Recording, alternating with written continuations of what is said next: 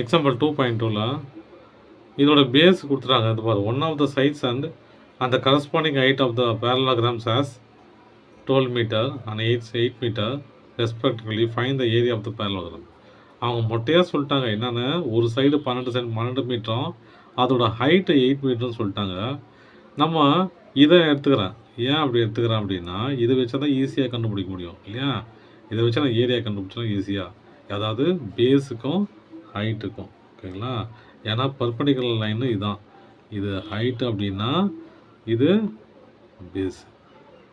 பர்பண்டிகுலர்னு என்னது, ஒரு சைடு ஒரு ரெண்டு லைனும் 90 டிகிரியில் இருந்துச்சுன்னா அதுக்கு பர்பண்டிகுலர்னு பேர். ஓகேங்களா?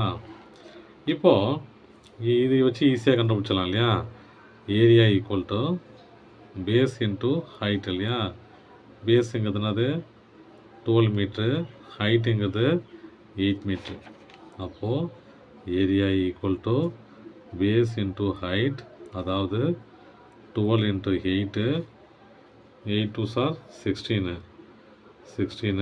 1 8 சார் 8, 9. இங்கெல்லாம் மீட்டரில் கொடுத்துருக்காங்க இல்லையா? அப்போது மீட்டர் ஸ்கொயர். தேங்க்யூ.